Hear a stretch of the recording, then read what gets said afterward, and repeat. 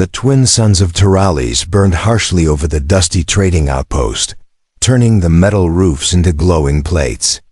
Heat waves danced across the sand as traders, soldiers, and laborers moved from tent to tent, their steps slow and tired.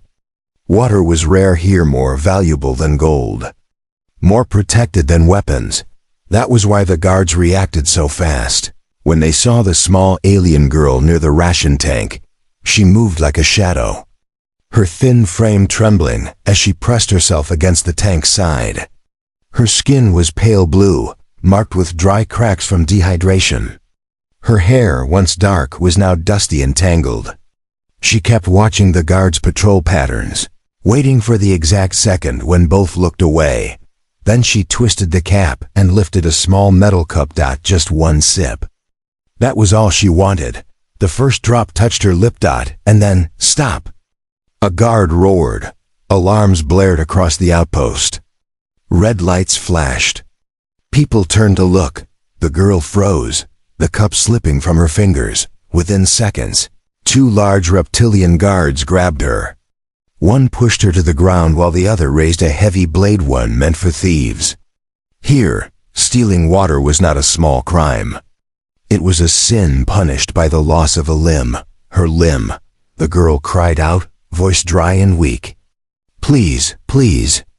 Only one sip. I cannot walk anymore. The guard didn't listen. His blade reflected the sun as he lifted it.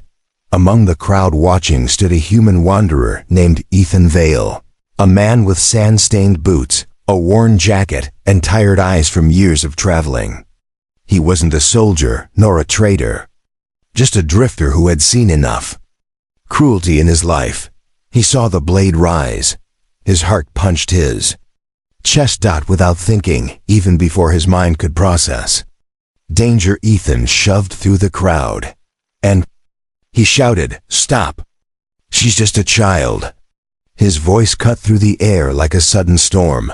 The guards turned sharply, hissing. "She stole water," one growled. "Punishment is the law." Ethan positioned himself between the girl and the descending blade. "She's dehydrated. Look at her skin, she's dying." "Not our problem," the guard growled and stepped forward. The girl looked at Ethan with wide, frightened eyes. She whispered, barely audible, "Why? Why help me?" Ethan didn't look at her. His eyes were locked on the guard holding the blade. "Because someone should." The crowd murmured. Humans helping aliens was rare here. Most avoided trouble, avoided conflict, avoided anything that disrupted order. But Ethan didn't step back. He stood tall, legs planted, fists tight. The guards didn't like being challenged. "You interfere," the taller guard said. "Then you answer to the Council of Water Law." Ethan didn't blink. "Fine, take me to them." "But she keeps her arm." The guard narrowed his eyes.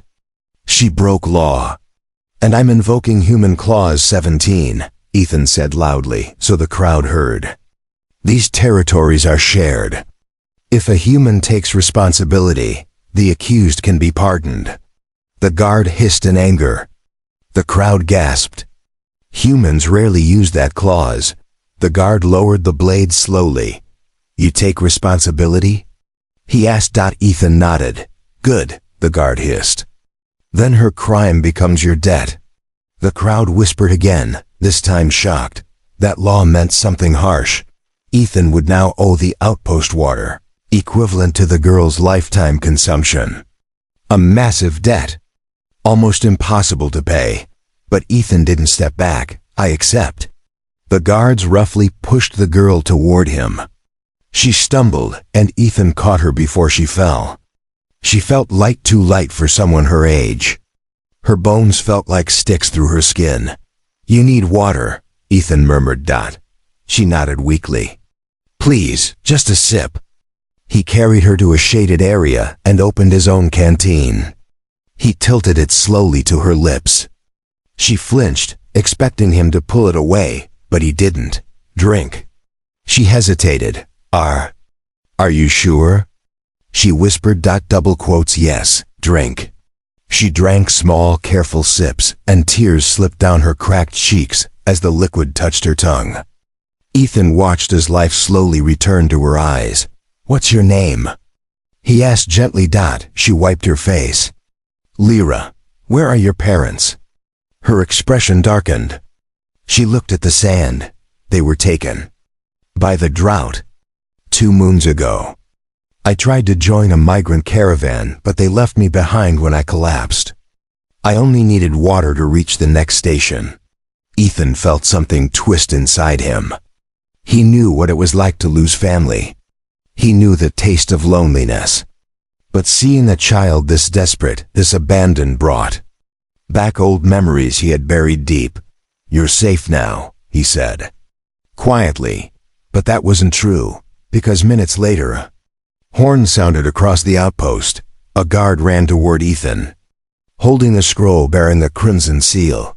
"Ethan Vale," he shouted. "Your debt has been calculated." Ethan expected something big. He didn't expect this big. "Your responsibility for this alien girl's water consumption is set at 600 water units, the guard announced. Debt must be settled within 7 days. 7 days. Impossible. Ethan felt the weight drop on him like a stone. Lyra looked terrified. What will happen if you cannot pay?" The guard smirked. "He will lose what she was going to lose." His eyes flicked to Ethan's arm. Lyra gasped and grabbed Ethan's sleeve. "Please, I never meant." "It's okay," Ethan said softly. But he had no plan. No money, no water reserves. Only 7 days. The outpost watched him closely. Humans rarely got involved. And those who did rarely survived the consequences. Ethan needed a solution, fast. The turning point that night, Ethan and Lyra stayed in an abandoned hut at the edge of the outpost. He gave her half his remaining rations. She tried to refuse, but he insisted. "You need strength more than I do," he said.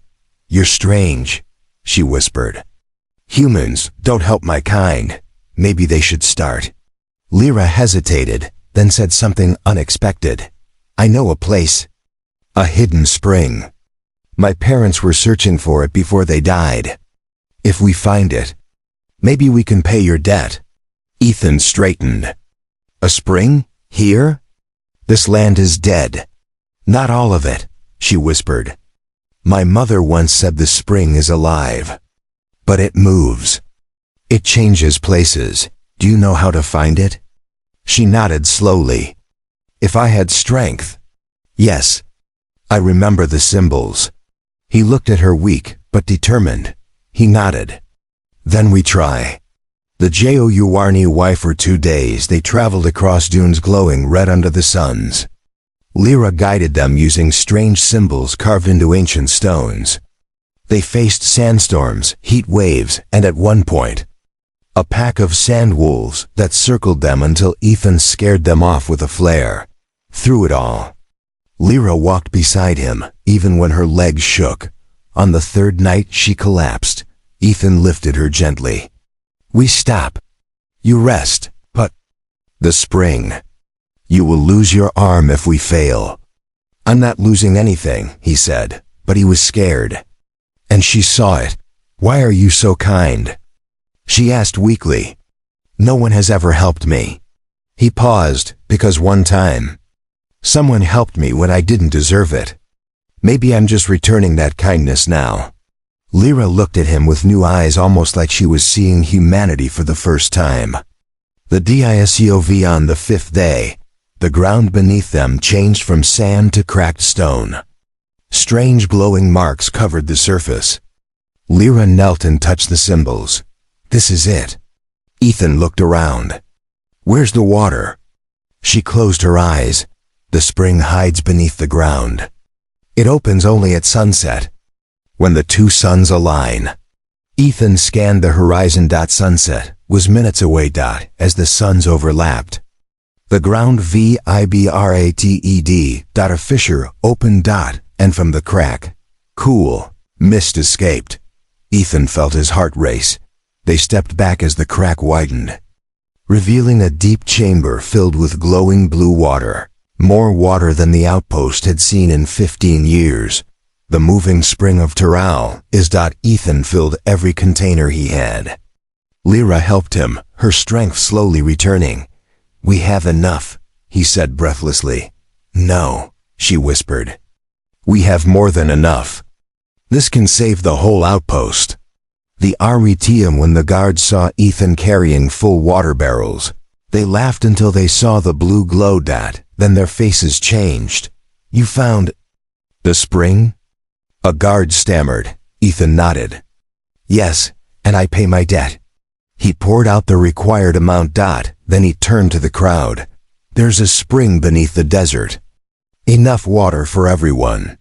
You don't need to punish children for drinking a sip." The crowd erupted in noise. The council revoked his debt instantly. And for the first time in months, the outpost tasted fresh water. Lyra stood beside Ethan, no longer weak, no longer afraid. The guard who almost cut her arm approached and bowed. "Your actions saved us all," he said. Ethan looked at Lyra. "She saved you," he corrected. "I only helped." Lyra smiled her first real smile. "You didn't just save me," she whispered. "You gave me a home." Ethan placed a hand on her shoulder. "And you're not losing your arm," he said gently. "Not today. Not ever." The sun set behind them, and the outpost finally breathed again, thanks to one human who refused to look away.